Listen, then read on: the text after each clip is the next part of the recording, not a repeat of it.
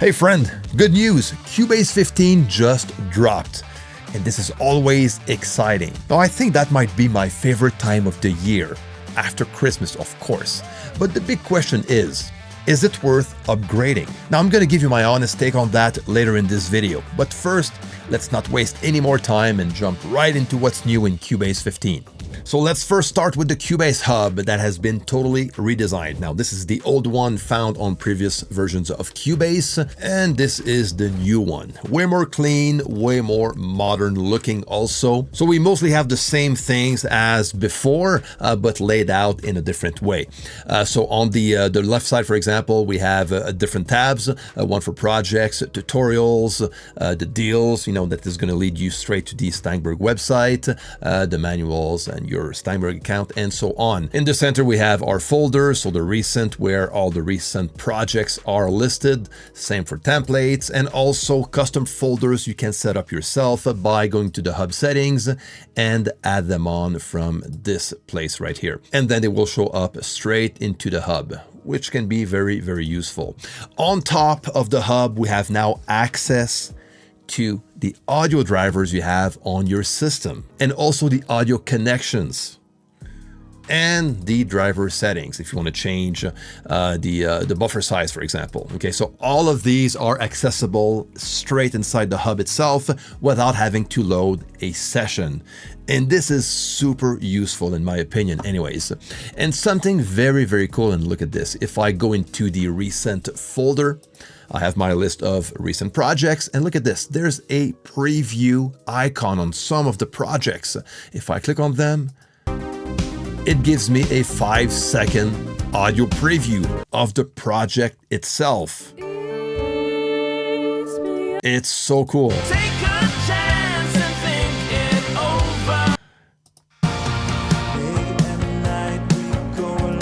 But you need to set it up inside Cubase first. Let me show you. So to record that preview, you just go on top under project, down to project preview, and then you can create your preview. You can also set the preview start to cursor and also create the preview when you close a project. So if I do so and I close this project down, Cubase takes the time to create the preview at the same time. And there it is.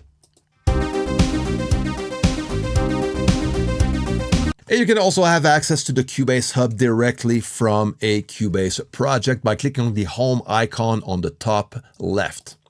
And that will open up the Hub right away. In last year's the Cubase 14 release, we got introduced to the modulators, which are quite cool to work with, if electronic music is your thing especially. And now we have 6 new modules added to the modulators. Okay, so let's take a quick look. First, we have the Wave Fold LFO, and this one takes a regular sine wave and folds it into more complex shapes. So I have it straight on this ARP synth, controlling the mix knob of this studio delay. Then the random module, and this one will create like controlled randomness. So you make the parameters move in unpredictable ways. So now it controls the low pass and high pass filters of this synth.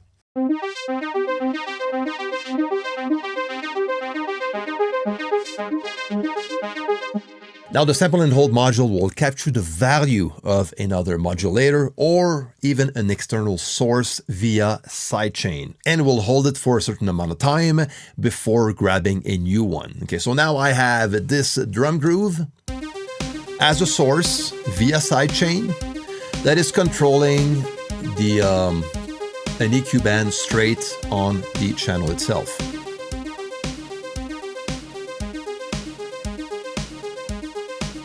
The attack decay module is a simple tempo-based envelope generator with separate attack and release times. So I have it on this pad to control an EQ band.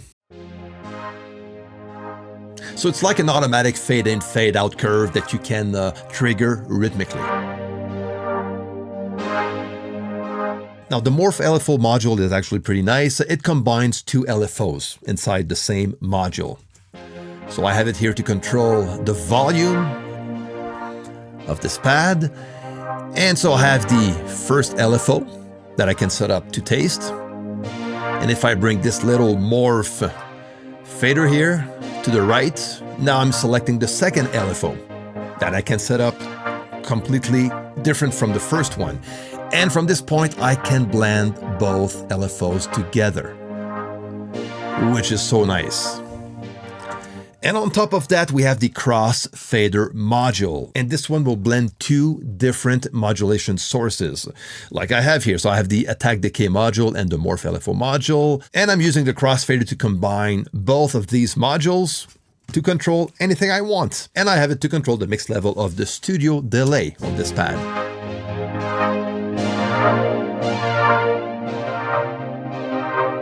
So it fades from one module to the other, depending on the settings you apply to this one.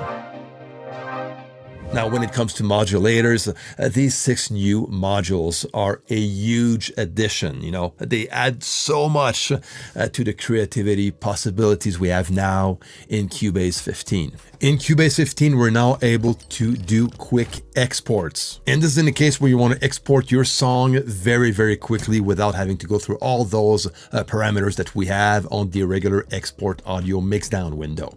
Now, from the project window, we have this little icon that is called the quick audio export. You click on it, you name the file, you select if you want a WAV or MP3 file, and that's it.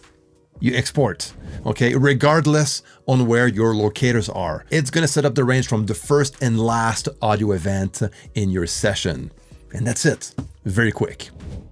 Next, we have new automation features. So if I go into my automation panel, under settings, we now have the last touched parameter, which includes a show at top and the show on next automation track. So to give you an example, let's take this plugin off this channel and just add some automation on those two knobs, the drive and the presence. Okay, if I go straight on my automation lanes, I have them right here. So this is my automation I just made. And the last automation I made on this plugin was the presence knob, and this is the one listed as the first automation lane from this channel. So I don't need to go and look for the automation settings inside the automation lane. They are going to be listed right on top, okay, which is a huge time saver. And if I right click on an automation lane, I will have some options to choose from, like removing all automation on track, or even open the plugin. Okay, so right click, open the plugin inserted, and there you go.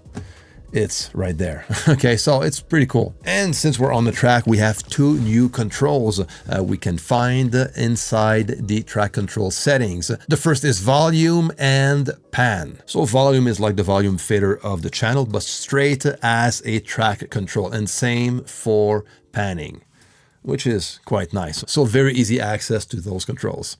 Then we have also stem separation inside Cubase. So let's say I take this mix.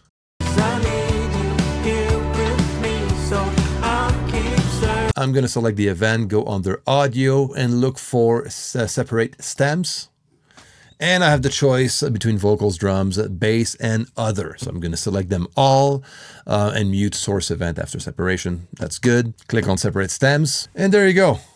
I need you here with me, so I'll keep searching just to find you, 'cause I need you.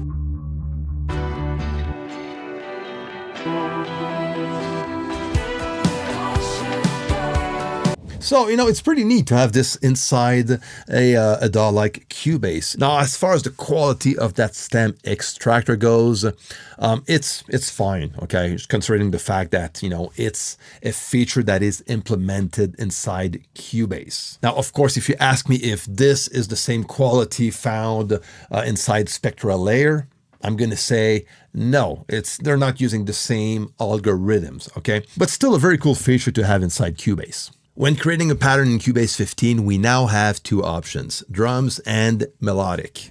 Let's look at this one because it's actually very nice to work with. Very similar to what we have with the drum patterns, but more focused on the melodic aspect of a pattern. So I have the new synth, actually, that is part of Cubase 15, which is called the Writing Room Synth. Very good sounding synth. Easy to work with simple controls. So just try it out. Let me know how that goes if you end up upgrading. So from this point, I can select the key of the song. I can set up the range of the notes also. For example, a C2 to, let's go to C4 for this one.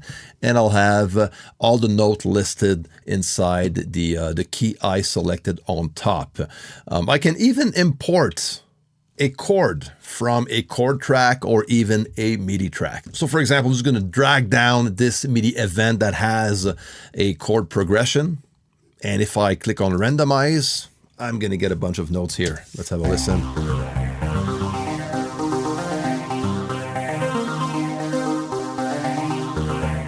That's pretty cool. Let's play it with the music.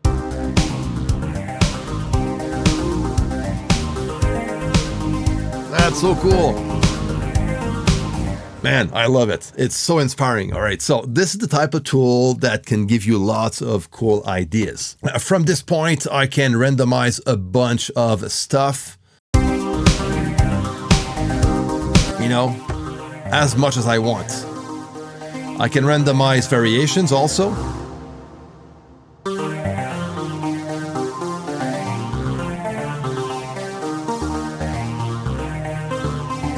Play with the density level, you know, to add or reduce the amount of notes. And the cool thing is that you can also use the polyphonic mode right here on top. Right now I'm in monophonic. I'm going to click on polyphonic, randomize a few things, and add some voices.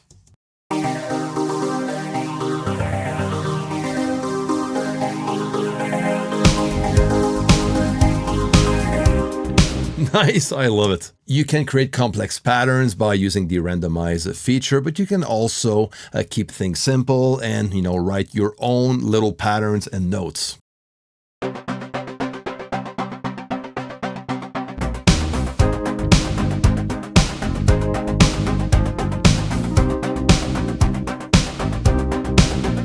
Now, before I forget, a very cool thing we have here when it comes to patterns, and that goes for drum patterns or melodic patterns, is that you can now save your own presets. Okay, so I have this drum pattern going on here, and this one comes from my good friend Dumpsy Gallas, Modern 80s Drum Kit, and which is actually very, very cool. So check it out if you don't have it already. So I already saved that preset. And let's say I want to re-import it into a session. So the only thing you need to do to import that same preset elsewhere on another session or the same session, you just go into the media bay, user presets, patterns, pattern editor. You're going to have all of your pattern presets listed. And the only thing you need to do is to just drag it into your session. And that's it. So I'm going to open the pattern and there you go. So now it's the same pattern, same sound, same everything. Now that is very nice. Now there's way more controls and settings you can play around with when it comes to the melodic pattern.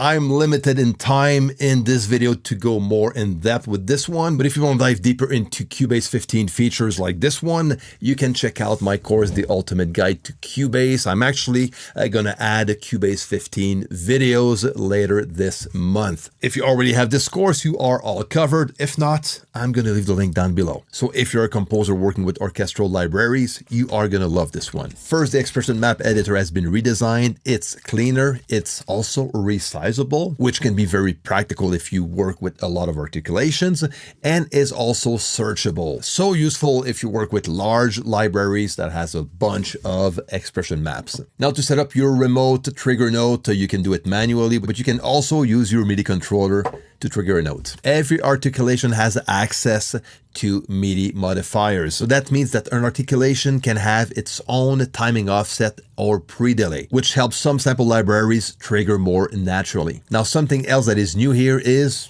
the ability to create groups to organize things better. And this is going to be very practical if you have like a bunch of articulations in place. Creating several groups can be a good option in this case. So for example, I'm going to click on that plus sign and let's create a second group. And from group 1, I'm going to select a few articulations and move them to group 2. Now you'll see that in the articulation lane, we have our 2 groups. I can unfold these groups and I can see all those single articulations. And when I'm done with one of these, I can just fold the group in.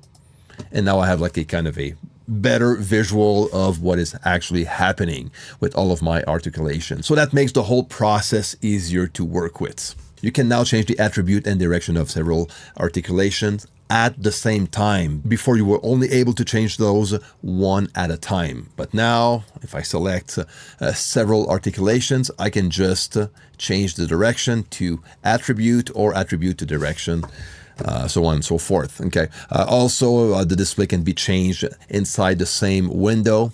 If I want the symbol, I have the list that I can select from or keep it to text. And you can also audition articulation straight from the inspector. So this is just a quick overview of what we get with Expression Map in Cubase 15. And we also have 2 new mixing plugins, a part of this Cubase release. The first one being Pitch Shifter, which does pitch shifting in real time. So let's try it out on this lead vocal. Take a chance before it's over. You can adjust the format also. And even some saturation with the drive knob to go from tape, tube, and distortion type of saturation. And if you have it on a stereo channel, you can unlink it and treat the left and right channels separately. And it's actually a good way to use this plugin as a doubler effect. So I have pitch shifter on an effects channel track in parallel to the dry lead vocal, and I pitch shifted slightly higher the left channel and slightly lower the right channel to give me that pretty cool doubler effect. I added a bit of drive and let's see how it sounds like. Take a chance and think it over before it's over, won't you? Take a glance into the open, 'cause life's waiting for you there. Take a chance and think it. Then there's Ultra Shaper, which is a brand new compressor we have in Cubase. And this one keeps the output level pretty consistent, okay? So you don't need to reach out for makeup gain all the time you adjust the threshold. It also has a transient designer. You can run the compressor in the feed forward mode or feedback mode if you want. It also includes a transient control, sidechain, EQ, and also a soft and hard clipper. Now I have it on the drum bus. The mix knob is at 50% for parallel processing, but let's bring it to 100%. Now I'm overdoing it.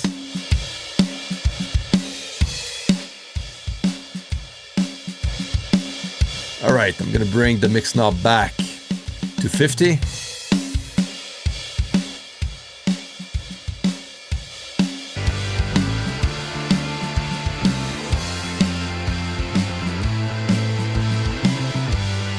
Now there's a lot with that compressor. I kind of like how it makes my drums sound so upfront. Now if you want to go deeper in both of these plugins, I have my course, The Complete Guide to Cubase Plugins, where I'm going to add these 2 plugins inside the course later this month. I'm also going to leave the link to this course down below. Now there's something new inside the sampler track that is called the Hot Swap Preview Sample. So if I activate this, so that means I can browse and preview other samples to replace the current one in real time. Okay, so let's try it out. I have this snare right here.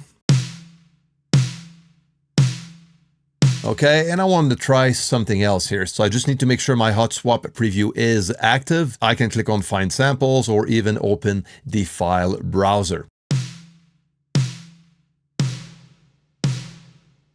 That is so cool.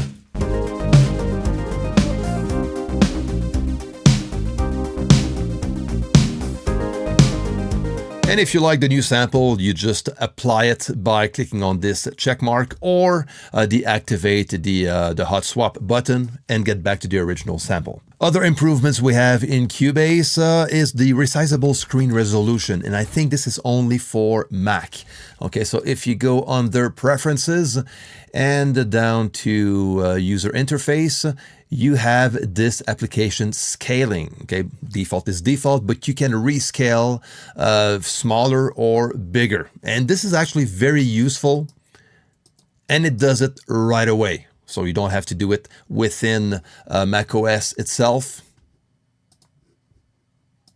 It does it straight inside Cubase, which is quite cool. In my case, I do like that because my laptop is my main computer. It's hooked up to a hub when I'm in the studio in my monitors and stuff. But when I'm out of the studio, I bring the laptop with me. So having the ability to rescale the screen resolution of my Mac is so useful. And talking about scaling, we can rescale the size of any Cubase plugins, okay? Not instruments, but plugins. So if I open any Cubase plugin and I click on their function, you now have a user interface scaling, and you can just like increase the size or decrease the size if you want. And you can assign the decrease and increase commands straight as a key command on your computer and do it manually. And look at that. So easy. So that works again on all Cubase mixing plugins. Something new in the plugin manager. We now have this little guy on top, the display option, where you have different options to sort your plugins. So for example, I can show only the plugins I use in this project and stuff like that. So pretty useful. Now note that this version of Cubase only supports VST3 plugins. Okay, so if you're like, yeah, but what about my VST2 plugins? Yeah, you know, VST3 plugins have been around since 2008. So, you know, I think it's time to move on. If you're on Mac, you have access now to the Enter Full Screen mode and get a bit more workable space. So that will basically hide the top menu. And also on Mac, you have the consolidated Cubase menu under Cubase, where on top of settings, you also have audio settings and key commands. And by the way, settings is basically the preferences. Now, when you create any new tracks in Cubase, you can now change the color right away to your preferred color for this track. Okay, now if you're using a render in place and you select complete signal path, even with the master effects, now Cubase, while rendering the track, will retain the name of the original track instead of just giving you a stereo 2 name, okay? And again, this is only when you use a complete signal path and with the master effects also. Now there's two new virtual instruments inside Cubase 15. There's the Writing Room Synth that I showed you earlier, which is quite cool, you know? You can activate ARP on and off, which is always fun to work with. There's a bunch of effects also you can activate with delay, reverb, compressor, EQ. Very easy to work with, a minimum set of parameters, a bunch of different presets. So good sounding synth. And the next instrument is quite special. It's actually a first, if I'm not mistaken, for a DAW to have such a virtual instrument. And this one is called OmniVocal. So it's basically a virtual singer. Okay, so you have the choice between a female voice or a male voice, which is pretty cool. So let's have a quick listen. Screens are glowing on this brand new day. So the way it works, briefly, you know, you just like write down your notes in MIDI, and inside the MIDI editor, you have, when you click on a note, you will see this little text, and this is where you add your lyrics, basically, okay? That will go with that specific note. So, for example, here, I just like added a bunch of la-las. So select all of them. In my case, I wrote down la, and I got this. You can play around with the expression for more or less power, more attack, less attack, a bit more vibrato or less vibrato, and all that stuff, you know. So, to be honest with you, because I've played around with other alternatives that are available out there, and like for an included instrument in a DAW, I think it's pretty good, okay? Maybe not as advanced as other alternative I covered on this channel, but still, just the fact that it's included in Cubase is pretty cool. And this tool can be very, very useful to sketch out ideas when it comes to vocal arrangements, especially if you're not a singer. Aside from that, we have a new version of Groove Agent with version 6. So SE6 is included in Cubase 15. So there's a bunch of new improvements inside the Groove Agent, like for example, the ability to undock the mixer, which is quite cool. And we also have a new drum machine presets, new presets to create chord pads, and also some improvements in the score editor. So there you have it. Now, I probably forgot a few things here and there, but for the most part, these are the new features and improvements found in Cubase 15. Now, to be honest with you, I always welcome new features and improvements when it comes to Cubase. I'm a fanboy, okay? So for me, it's always a no-brainer.